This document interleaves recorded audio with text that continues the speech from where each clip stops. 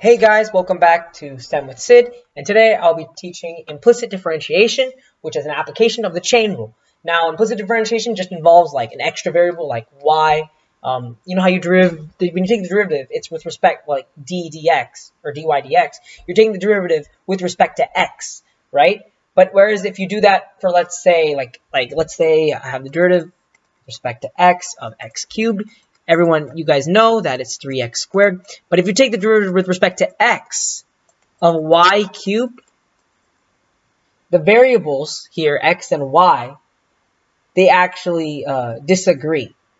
So you have 3y squared times the derivative of y with respect to x. Because as you know, this is the derivative of, well, let's call this function u, okay? Y cubed is u, let's say that. Du dx is what they're really finding, because they're finding the derivative of this with respect to x.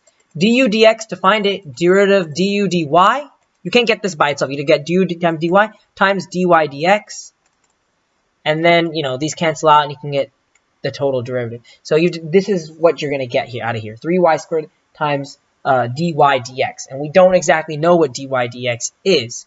So you're going to have to, like, put it in terms of, well, dy dx. Another example right here is d over dx of x plus 3y. Derivative of x. Okay, the variables agree, so it matches. So we can just literally do 1. Then plus derivative of 3y is 3, but multiply that by the chain rule, the derivative of the inner function of y, which is dy dx. And then another example where we have the derivative of xy squared. For this one, we got to use product rule.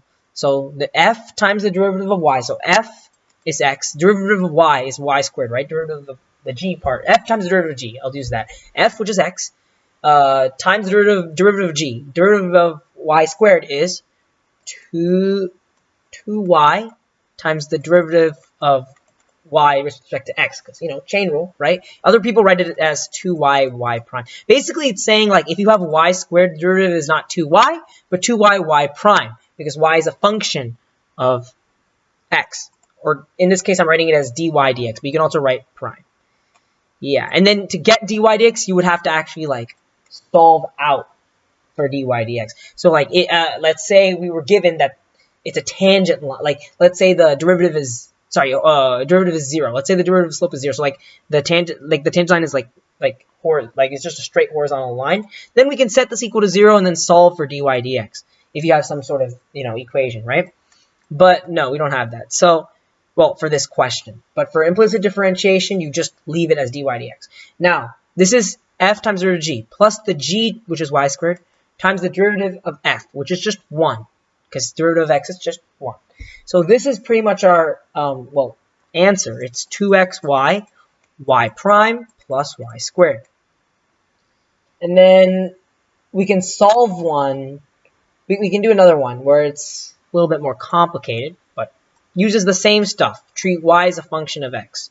Let's say we have y cubed plus y squared minus 5y minus x squared equals -4. So given this, find dy dx. Now we can just take the derivative of both sides, okay? So we have 3y squared times y prime, or I'll write prime like, let me write it better.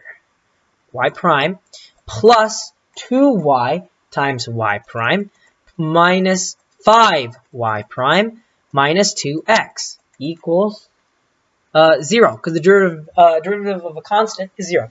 Now you can factor y prime, and you can get 3y squared plus 2y minus 5. You leave this minus 2x out of it, or you can just add that to both sides.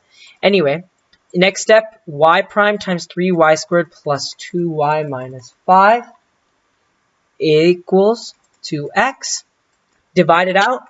Y prime equals 2x divided by 3y squared plus 2y minus 5. So we just solved for y prime using implicit differentiation. And this is fairly very useful if we have x and y's in a function, because, well, you have to just assume, we have to just treat y as a function, well, of x. So here, I'll do one more example where we have to find the second derivative. Let's say I have literally x squared, like a circle type of equation. X squared plus y squared equals 25. Now, taking the derivative of this is the whole reason. You have 2x plus 2y, y prime equals 0. Then 2y, y prime equals negative 2x. Divide 2y on both sides. You get y prime equals negative x over y. And then we have to take a second derivative, okay? For the second derivative, it's quotient rule. So we have y prime prime equals g times the derivative of f, so leave the negative here, g, which is y, times the derivative of f, which is just 1, minus f, which is just x, times the derivative of g, which is y prime, right, over g squared, which is just y squared. And if you just, this is pretty much the, this is the second derivative. However, it's in terms of the first derivative. But to fix that, all we have to do is, we know y prime is negative x over y, so we can just substitute that in. So we do have negative y minus, this is x, y prime is just negative x over y squared. If you multiply this out, and I did the math already, you would get, and by the way, you'll get x squared plus y squared in here too. But you can, that we already know is equal to 25, because that's the given in the problem, or in the equation. So the second derivative becomes negative 25 over y cubed if you do the math.